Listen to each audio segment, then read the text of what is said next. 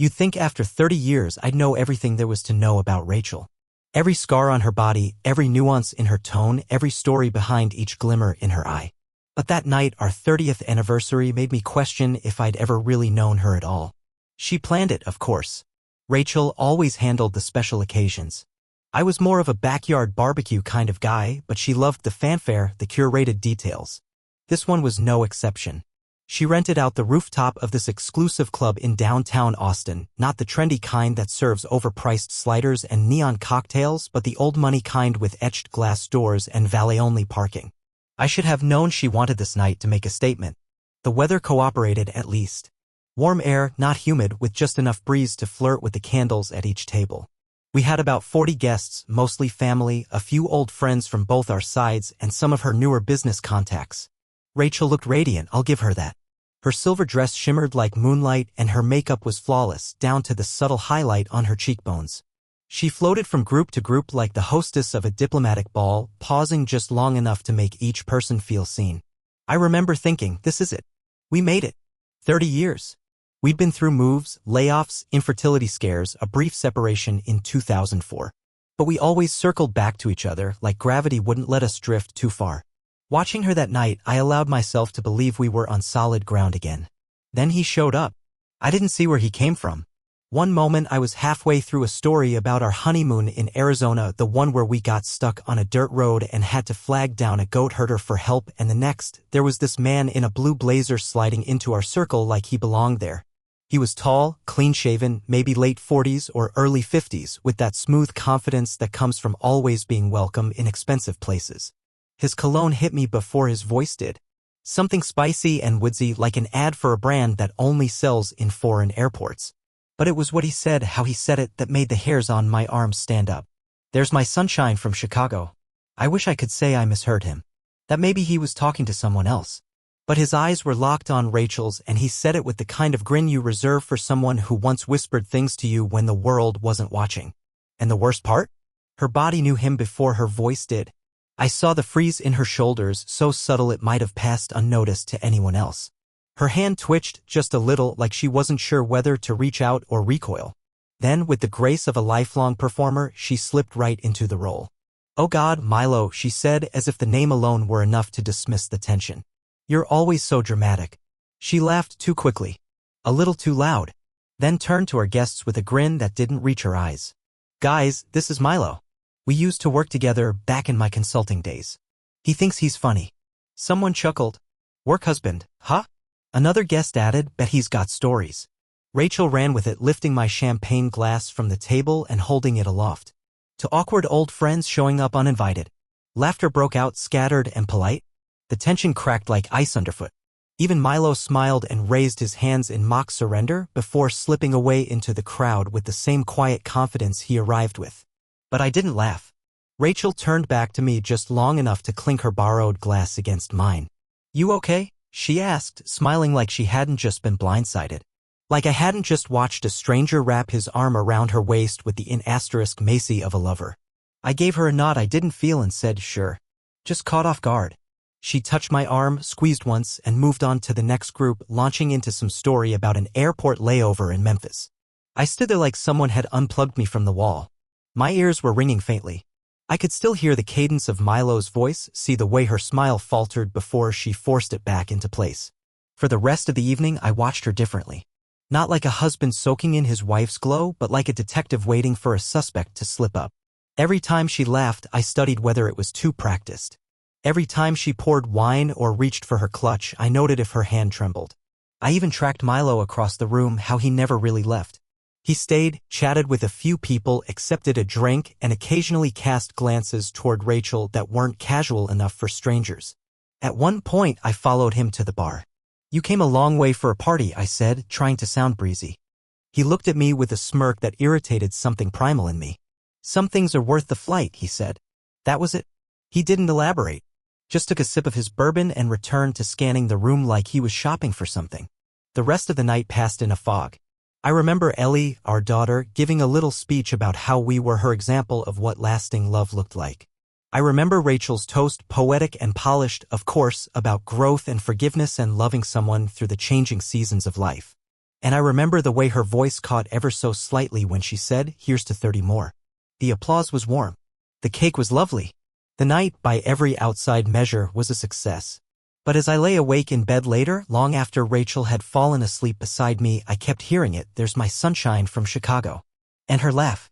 Too quick. Too loud. Too deliberate. I didn't know who Milo really was. But I knew this much: you don't wrap your arm around an old coworker's waist like that. And you don't call someone your sunshine unless you've spent time together in the dark. Something had cracked open. And I wasn't sure it could be closed again. The next morning, the world looked the same, but I didn't. I sat at the kitchen table, a full cup of coffee untouched, my eyes fixed on a smear of something on the granite, maybe syrup from Ellie's plate the night before, or a drop of wine. It didn't matter. What mattered was that I couldn't stop hearing the word sunshine. Rachel walked in wearing one of my old flannel shirts, the kind that usually made me smile. She hummed a little as she poured her coffee, like everything was just fine, like we hadn't just danced on the edge of something I couldn't explain. She was always good at acting normal. But once you start looking, pretending doesn't look quite the same anymore. "Sleep okay?" she asked without turning around. "Yeah," I lied. She turned, sipping her coffee, studying me for a moment. "You're quiet." "Just tired," I said. She nodded and left it there, walking off toward the living room with a casualness that almost seemed strategic. And maybe it was. That's when the rewinding started. My brain became a film reel on loop, spitting out frames from the last few years, fragments I'd ignored or misread, now rushing to be reevaluated. There were the business trips. Always a few states over, just far enough to be inconvenient for a quick visit. She'd often leave at odd hours, sometimes Sunday nights, sometimes midweek, and she never wanted me to pick her up from the airport. She said the hassle wasn't worth it, that it stressed her out. I believed her. But now I remembered one time in particular. I'd surprised her at arrivals with flowers, thinking I was being romantic. She looked startled, almost annoyed. Told me I should have called first, said her flight was delayed anyway. But I'd seen her walking out right on time, phone to her ear, deep in conversation with someone I couldn't quite see. Then there was her phone, the phones, plural actually. She changed devices more often than made sense. Said it was because of work-related tech upgrades. But now I realized that every time she got a new phone, the old one disappeared without a trace. She never offered to hand it down to Ellie or let me use it as a backup. It was just gone. And the calls. Late night, work emergencies that always required her full attention behind a closed door. She'd whisper sometimes or even step outside into the backyard like the information was too sensitive to risk.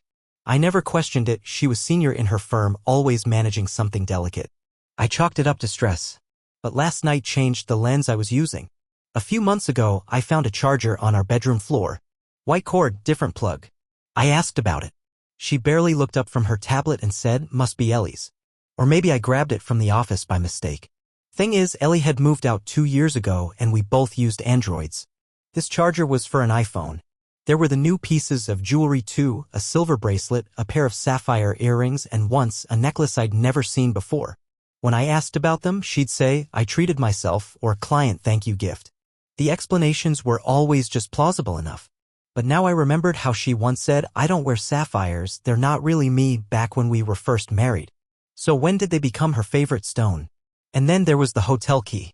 I found it tucked into the inner pocket of her travel bag about 6 months ago. It was one of those digital cards with the hotel's logo printed across the front, not a chain I recognized. I asked her about it. She said, "Oh, they must have forgotten to collect it when I checked out." I didn't think much of it. But when I looked up the hotel later, it was in Chicago. Chicago. Milo's city. The city he'd linked her to with one sentence that knocked the air out of my lungs. "There's my sunshine from Chicago." It didn't feel random anymore. That afternoon, while she was out running errands, I sat in the garage and stared at the trunk of her car. I knew I wouldn't find anything in there. Rachel was too meticulous for that. Still, I opened it and looked. Just a folded blanket, an emergency kit, and a plastic bag with gym shoes. Nothing sinister. But the absence of anything didn't ease my mind. It just confirmed how careful she must have been. When she got back, I watched her from the window. The way she walked. The way she checked her phone before coming inside. She didn't see me, but I saw her more clearly than I had in years. That evening, we sat down to dinner. She made salmon with lemon rice and asparagus, my favorite. It used to taste like comfort. That night it tasted like a distraction. "I was thinking we should take a trip," she said, passing the salt. "Just the two of us. Maybe Oregon. You always talk about wanting to see the coast." I nodded slowly. You sure work's okay with that? She paused. Yeah, I can take some time. How about Chicago? I said casually, cutting into my fish. Her fork froze midair. Chicago. You've mentioned it a few times, I said, not looking at her. Figured you might like to show me around. She laughed too quick again. Chicago's not really a vacation spot. I always went there for conferences. It's not exactly romantic. I set my knife down and looked at her. Still, could be fun. She shrugged, went back to eating. Let's think about it. The rest of the meal was silent. She knew I knew something. And I knew she was beginning to wonder how much. That night I couldn't sleep. I stared at the ceiling, thinking about how you can live with someone for 3 decades and still miss the truth sitting right in front of you. I tried to remember the last time she said, I love you first. The last time she touched me just to be close, not out of routine. I couldn't pinpoint it. It occurred to me that the version of Rachel I had been married to might not be the one who existed anymore. Or maybe she never existed the way I thought. Maybe I had built her out of faith and projection, filled in the blanks with the best assumptions. I turned and looked at her. She was sleeping soundly, breathing soft and even. Peaceful. Like she didn't have anything to hide. But I didn't trust that peace anymore. The next day, I did something I'd never done before. I checked her calendar. She always kept a hardbound planner, said digital ones were too easy to manipulate. I flipped through the pages, meetings, flight numbers, client dinners, all accounted for. But when I cross-referenced her recent trips with my memory of our texts during those days, a strange pattern emerged. On more than one occasion, she had said she was in Dallas or Houston, but the time zones didn't match. The clock icons next to her texts showed delays, a gap between when she claimed to be boarding and when she actually messaged. And the texts themselves too polished. Overwritten. Like she had something to prove. Like she was writing a version of herself she wanted me to see, not the one she was actually living. I sat down, opened a notepad, and started writing it all down, every strange thing I could remember from the last few years. Phone changes. Unfamiliar charges. A photo I once saw on her phone of a hotel lobby that didn't match any trip she'd told me about. The unexplained bruises on her wrist once, which she said were from bumping into a filing cabinet. The strange perfume I didn't recognize, the time she came home humming a song I knew she hated. It all added up to something. Not proof. Not yet. But enough to know that I wasn't imagining this. My instincts weren't paranoia. They were finally belatedly awake. And they were telling me to look deeper.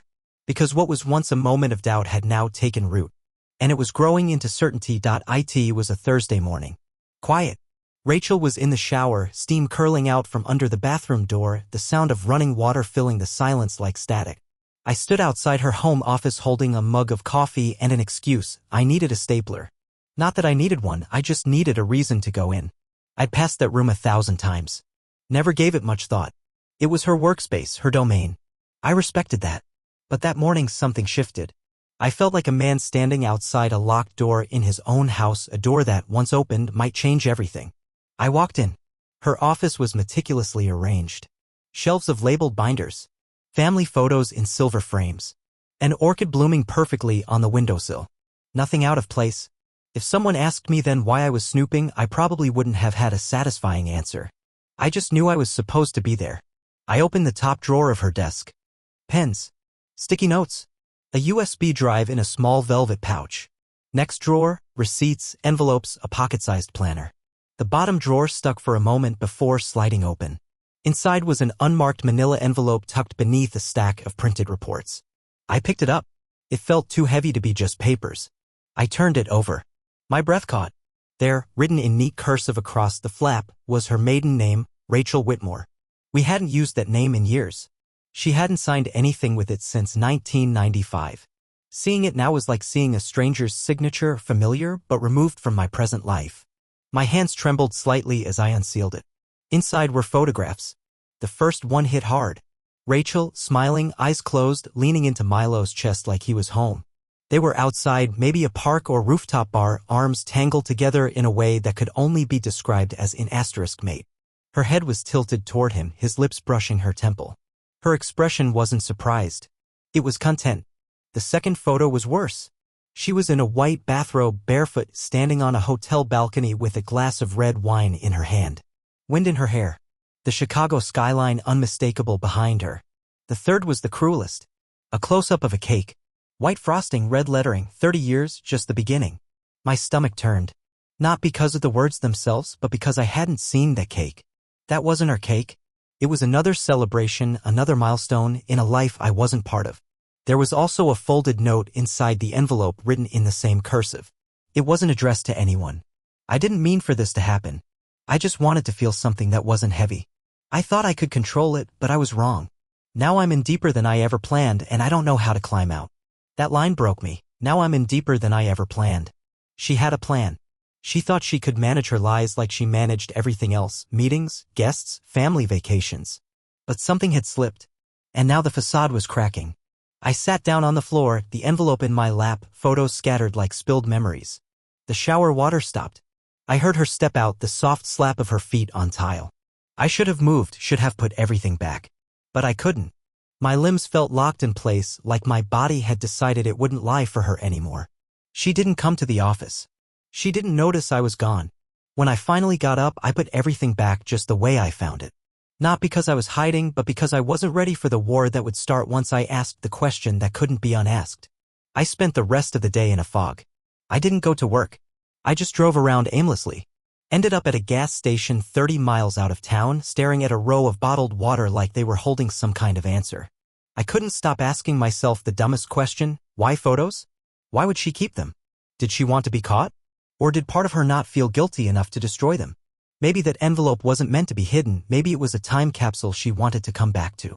I pulled into our driveway after sunset. Her car was there. Lights on inside. I sat in my car for 10 full minutes, engine off, keys still in the ignition. I watched the living room window like it was a movie screen. Shadows moving. Rachel on the couch reading. She looked normal. Peaceful. Like she wasn't secretly married to 2 lives. When I finally walked in, she looked up and smiled. "There you are," she said. "Long day?" I nodded, kicked off my shoes, and muttered something about traffic. Then I went upstairs, locked the door to the bathroom, and sat on the edge of the tub, staring at myself in the mirror. There's a difference between knowing and knowing. Before that day, I had suspicions. I had questions.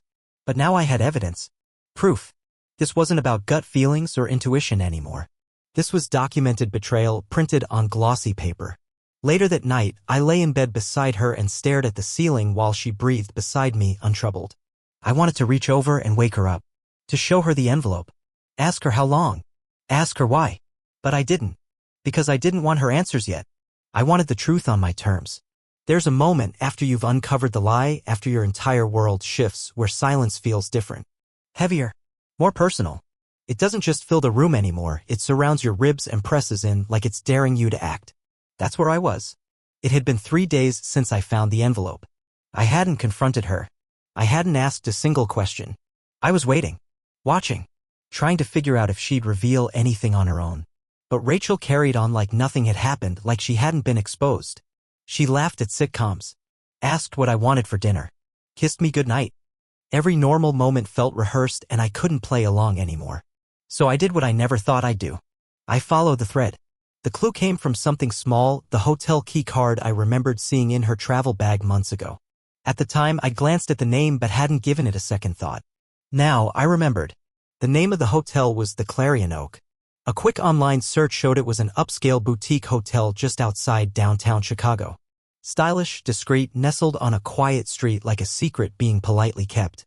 The kind of place designed for people who didn't want to be seen. I called the hotel. Told them I needed to verify a billing charge for my wife's stay. They asked for the dates and I guessed, aiming for that week back in March when she claimed to be at a marketing summit in Dallas. Rachel Whitmore, the receptionist confirmed. Yes. March 11th to March 14th, room 214. Bingo. I thanked her and hung up, heart pounding. It was a long sh*T, but I made a choice. I booked a flight. Left early the next morning while Rachel was still asleep. I scribbled a note about visiting my brother in Portland, a trip we talked about making but never had. She wouldn't question it, I was always the predictable one. Boring Michael. Stable Michael. That worked in my favor now. When I landed in Chicago, I took a cab straight to the Clarion Oak. The city was cold and overcast, the kind of gray that settled into your skin. As we pulled up to the hotel, I tried to imagine her walking through those same glass doors. Was she nervous? Did she smile at the front desk clerk? Did she hold hands with him in the elevator, or did they wait until the door closed? I checked in under my name and asked, casually like I'd stayed there before, if room 214 happened to be available. The clerk glanced at his screen, nodded, and handed me the key card like it was nothing. But it was everything. The room was on the second floor, corner unit. It looked ordinary enough, neutral colors, minimalist decor, a king-size bed with crisp white sheets. No visible clues. I closed the door behind me and stood there, just breathing, trying to feel what she might have felt here. I opened the closet. Empty. Checked the drawers. Nothing. But the bathroom, that's where I found it. On the top shelf, pushed to the back behind a folded hand towel, was a small zippered pouch. Inside were 2 toothbrushes, one pink, one blue, a travel-sized bottle of shampoo, a lipstick in a copper shade Rachel used to wear years ago, and a bottle of supplements labeled Milo A. The name was printed in block letters, like a pharmacy prescription. I stood frozen, staring at the bottle. Milo. There it was. No longer just a name whispered in a moment of awkwardness. No longer a maybe. This was tangible. Physical. His toothbrush beside hers. His name beside her lipstick. But it didn't stop there. I crouched down, scanning the floor out of instinct more than reason. I lifted the edge of the bath mat. Nothing. Then something caught my eye, a slight bulge under the rug near the bed. I peeled it back. There, wedged between the rug and the floorboard, was a laminated gym pass. Northside Fitness, Chicago. Issued to Rachel Whitmore. Her picture was on it. Her hair pulled back, wearing workout clothes I didn't recognize. The pass had been issued just last month. My hands were shaking as I held it. This wasn't just about hotel rooms anymore. This was a routine. A life. She had lived enough here to need a gym membership. This wasn't a fling. This was infrastructure.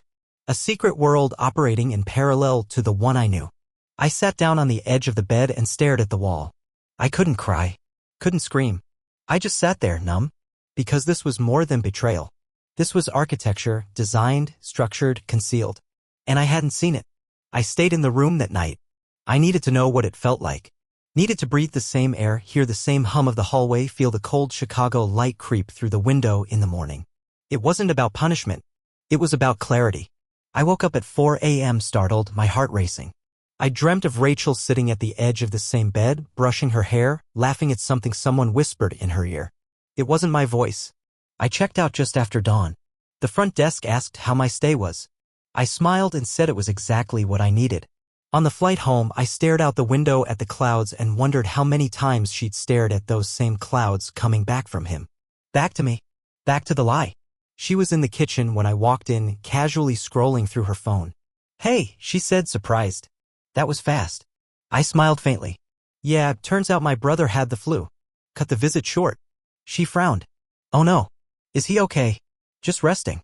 She nodded and I watched her face, studied every line, every blink. I wondered if she could see it. If she could tell that I knew. But if she did, she gave nothing away. That night, while she slept, I went to the garage and retrieved a box of old notebooks we used to keep for tax records. I pretended to be looking for receipts. What I was really doing was hiding the gym card, the supplements, and the photo of the hotel balcony tucked beneath spreadsheets and old donation forms. A strange thought crossed my mind, she might come looking for them. Because people who build second lives always have hiding places. And people who lie eventually try to clean up. But now I had what I needed. Something solid. Something she couldn't rewrite. And it was only the beginning. I used to think betrayal was simple. A clean, sharp break. A thing you could name and point at and grieve like a single wound. But what I was starting to learn, painfully, piece by piece, was that betrayal is layered. It's not a knife. It's a slow collapse. A roof giving in while you're still inside the house. After the hotel, I couldn't stop. The lie had a shape now, and I needed to see its full silhouette. I started retracing Rachel's steps, not just recent ones, but ones going back years. I dug through old drawers, calendars, USB drives we hadn't used in ages. It was like I'd become a forensic archaeologist of my own marriage, brushing dust off layers I never thought to question. I found the suitcase in the attic. It was one of those hardshell rollers we used to take on weekend trips. Black. Worn on the edges. I hadn't seen it in years, probably because Rachel always packed her own bags and insisted on using newer luggage. But I remembered this one. We'd bought it on a trip to Denver. She told me the zipper was sticky. That's why she stopped using it. Turns out that was a lie too. I had to cut through the zip ties she'd wrapped around the handles. That alone should have told me enough. No one zip ties an empty suitcase. Inside, layered between neatly folded sweaters and a scarf I didn't recognize, was a flat brown box. It was tied shut with a green ribbon, not decorative, just utilitarian. Practical. Intentional. I untied it, half expecting more photos. But it wasn't photos this time. It was a journal. Not Rachel's. The handwriting was different, looser, messier, sometimes slanted hard to the right, like the writer couldn't finish fast enough. The pages were dated. The earliest entry was from over a year ago. The latest was 3 days before our anniversary party. I didn't recognize the name on the first page, but I recognized the tone immediately. This was a man who had fallen in love. The opening line read, "She said she wished she'd met me first." I sat down on the floor right there in the attic, back against the insulation, and began to read. The writer, I never found a full name, just initials CR, chronicled a relationship that started in secrecy and spiraled into obsession. It wasn't just about S*X or affection. It was about dependency. Emotional whiplash. He wrote about stolen weekends, hotel rendezvous, shared playlists, and books they swapped like coded messages. He described Rachel, by name, as someone who made him feel more alive than he'd felt in decades. But he also wrote about how she withheld affection, how she pulled away any time he asked her to make a choice. She says she loves me, but she won't leave him. She says the timing is never right. She calls me her safety net and then disappears for days. It made me sick to read, not just because it confirmed the affair, but because of how practiced she was at manipulating the narrative. To me, she had always framed herself as the overworked wife, the woman who kept everything afloat. But to this man, she was something else entirely, elusive, powerful, always just out of reach. The journal wasn't a love letter. It was a record of unraveling. As I turned the pages, the tone darkened. The writer started to feel used. Angry. He detailed nights where he waited hours in hotel lobbies only for her to cancel at the last second. He described lies she told him about work, about family, and his realization that she was telling different stories to different people, customizing her identity like a resume. She said her husband was distant, but now I think he's just unaware. Or maybe he knows and pretends not to. God, I can't tell who's being played anymore. Then I reached the last entry. Dated just before our anniversary. I can't do this. I don't think she ever intended to choose. I'm the escape, not the destination. Every time I try to pull away, she reels me back in with just enough emotion to keep me hooked. I'm ashamed of who I've become. I thought I was in love, but now I think I was a placeholder. A pawn. I can't keep living like this. I'm disappearing for good this time. If she comes looking, don't let her find me. There was a drawing beside the entry, just a crude little sketch in ink of a train disappearing into a tunnel. I closed the journal and sat still for a long time, the weight of it pressing into my palms. There was something chilling about holding the confession of another man, another version of me in some ways who had also been manipulated into thinking Rachel was honest with him. It wasn't just that she cheated. It was that she'd constructed entire realities and lived in them like vacation homes. She hadn't lost control. She'd managed the narrative the whole time.